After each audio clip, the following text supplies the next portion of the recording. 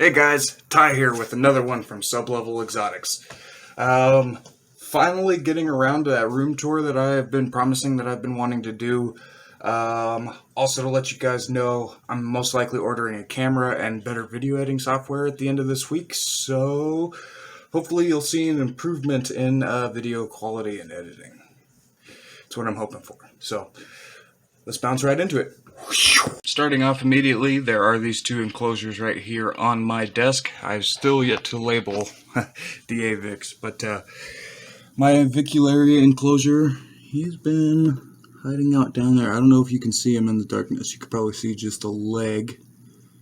But yeah, the Avicularia, or Guyana pinktoe tarantula. I probably won't be including a pop-up picture for this one because you guys have already seen him in the first video. The other one here is my Ceratogyrus darlingi, or my rear-horned baboon. I'm pretty sure it's in molt. He's down there chilling and hasn't really come out for a few days, so it actually looks like he is upside down, which tarantula keepers will know when the tarantulas flip upside down. That means they are molting. To the left of the computer desk here is the first of two fish tanks. This is my 5-gallon. Right now, the only inhabitants is this rose petal beta and a few shrimp. It's been hard to keep shrimp in here because he finds them as snacks. As you can probably see down here at the bottom, there is a dead one, unfortunately. I don't know what else I'm going to put in here. He's been in here a long while by himself, so I don't know if I can really put any tank mates in here any longer because he's been so solitary. So now you probably saw the title of this video and thought, cursed fish tank, what the hell do you mean? Well, this here is it. I've had this tank for years. It's undergone many changes, has lots of inhabitants. And unfortunately, it always causes me problems. Right now, I am dealing with I think it's bacteria outbreak. As you can see, the water is pretty cloudy, but this is actually after a water change that I did yesterday. Here's what I mean after only 1 week since the last water change.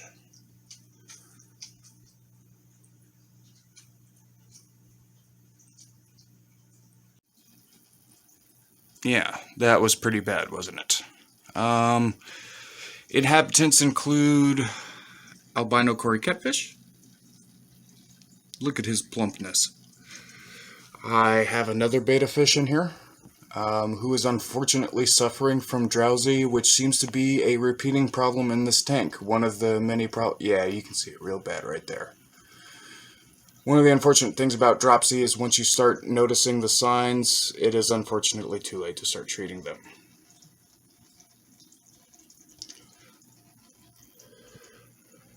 Other inhabitants include celestial pearl danios, one of my favorite little schooling fish. There is 5 of them, 6 of them in there. And then lastly, the main focus of the tank are my shrimp. Yep. These are the invertebrates in the tank. Several different color forms, although a lot of times they are hard to find, and they have been interbreeding with each other, so we get lots of mixes in here.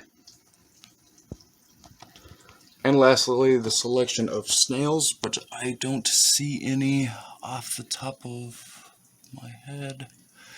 I have 2 different types of cone snails, a mystery snail, and some horned nereid snails in here, along with the pest snails. There we go. There's one that have hitchhiked on plants. But yeah, I have a really tough time with this tank, and I really do believe it is cursed. So just to give you guys a heads up, I'm most likely going to move this 5-gallon down to here, and there's going to be a new enclosure going here with a new animal friend to the sub-level, which you guys will see in a future video. Up next is the Vivarium, which I'm sure you guys saw in previous videos and in the intro pretty well. The plants in the back are growing in pretty good. They definitely have new foliage to them. And like I said, there are ants in here. Now, it is a little controversial. What is in here is Polyrhacus dives. Polyrhacus dives is an ant native to the old part of the world, so mostly Asia. I know they're also in Australia and stuff like that too. Now, it is controversial to keep ants not native to the US. I had a friend who ended up passing away. He had 2 types of exotic ant species that I did not know were exotic at the time. I was just getting into ant keeping. I decided to take them on for his parents, and lo and behold, they are technically illegal ants. So now I'm kind of stuck with them. I will not release them. I will keep them until they die off, so that way they don't affect natural wildlife. Steve, our free-range jumping spider, was wandering around here somewhere. I'm not sure where he went, but these are my captive jumping spiders.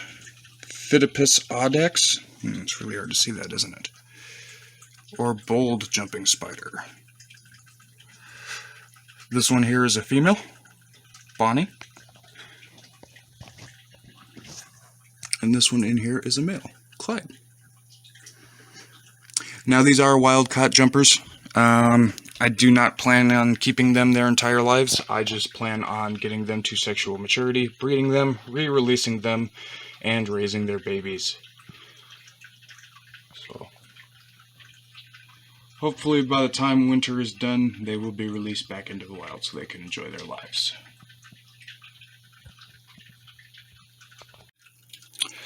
Up next here is the other one of those 2 exotic ant species that I acquired. This is Messer barbarus, the red-headed variant. They are harvester ants, extremely dirty and destructive. But check that out.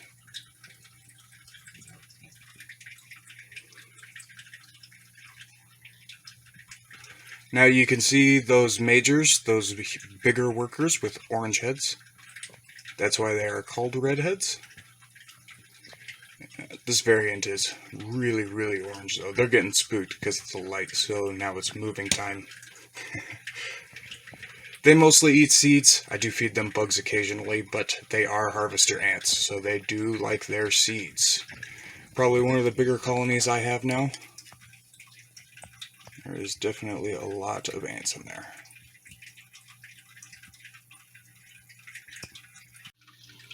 Now here's a native species to most of the United States.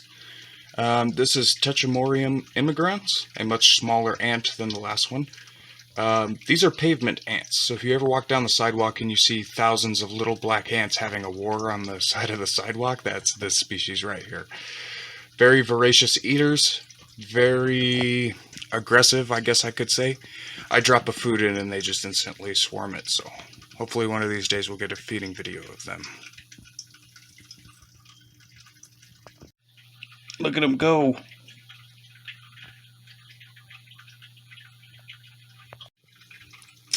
Now this here is a tiny, tiny little colony of Lasius. I'm not going to say the name on camera, but I will put it on the screen there. Yeah, and that's why I cannot say it on camera. Or at least I won't. So, I actually found this as an established colony in an acorn that I was collecting nuts for the Vivarium as accent decoration pieces. And these guys were actually in one of them. So I threw them in here. They adapted to captivity well since they were still such a small and young colony. And yeah. This next one here has a glow-in-the-dark chamber on the inside. This is also a Lasius species. I'm pretty sure these workers are Lasius americanus. One thing you'll notice right away is there is no queen in here. I had actually found a Parasitic Queen, a super rare Parasitic Queen, which I'm pretty sure was Lasius speculiventris, who is a parasite that preys on other parasites. So I caught her. I found some brood of this Lasius americanus. I put them together because when you raise parasitic queens in captivity, you need to find host brood. Otherwise, the parasitic queen will not lay. So I managed to get her to lay for this species, which is the species her prey preys on.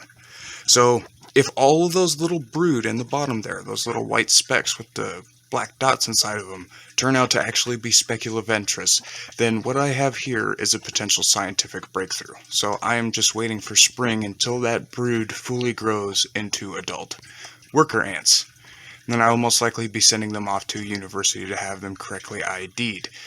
Hopefully, this is something, and I'm not just wasting time. Alright, now we are on to the spiders.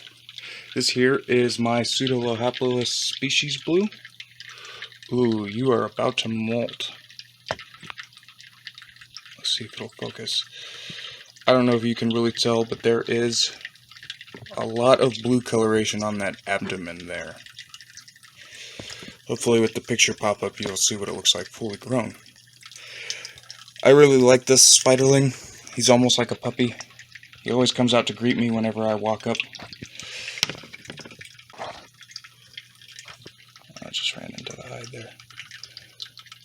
Very sociable spider, honestly. This one here is my golden blue leg baboon.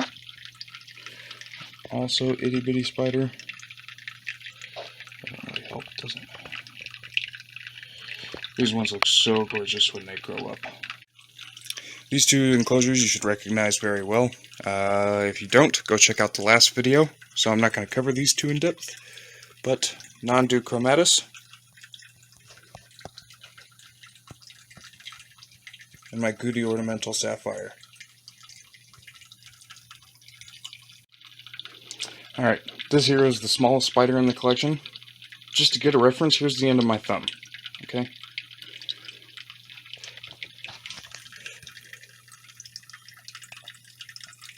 This is N species Panama. Tiny, tiny, tiny little itty bitty thing. Looks a lot bigger on camera, but trust me, it is tiny.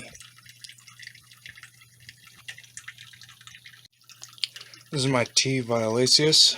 It's very, very hard to see in that bottom corner because the spider is very, very dark.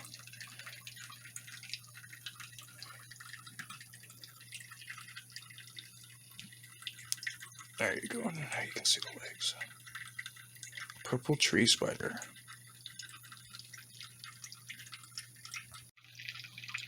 This is the enclosure for my Vietnam blue. He was just on top and he fucking ran inside, which pisses me off, but extensive burrows down here. There he is. Runs all the way up the side here, back up to the top. Very, very fast spider. Not for the faint-hearted, definitely not. But it was my first old world, so I definitely gave myself a challenge. This one here is my purple earth tiger, Siripagapus hati. And it's made a burrow here, but has managed to cover the walls in dirt. And it's down in there right now, so we can't really see it. But beautiful webber. Lots and lots of webs already.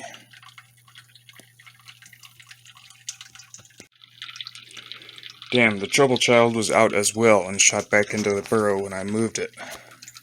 So you can't really see anything. But, yeah. Cobalt blue Siripagapus lividus, from what I've heard, is one of the most defensive tarantulas out there, so definitely not for the beginner. This is my dinner plate, my salmon pink bird eater.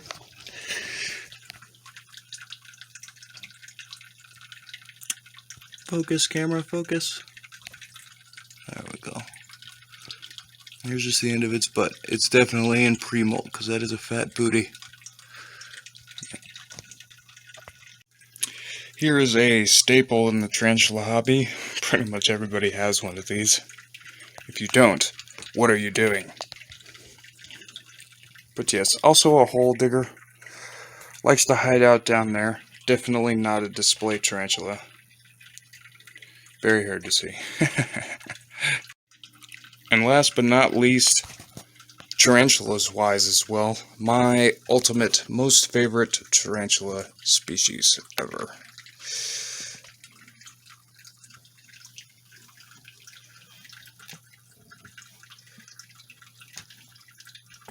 Oh yeah, check out those colors.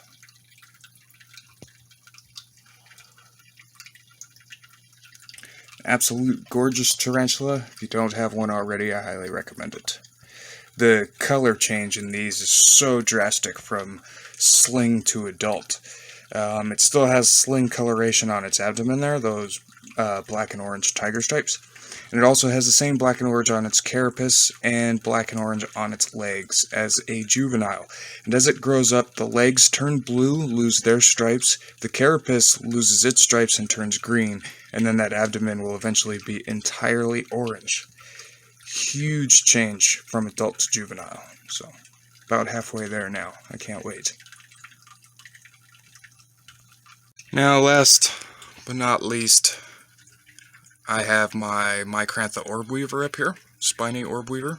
It's got like 2 little cat's ears on its butt there. It's absolutely adorable. Back here is my Daddy Longlegs. And then all there really is after that is the colony of springtails back here, which are a cleanup crew for all the soil and all of the things that I build.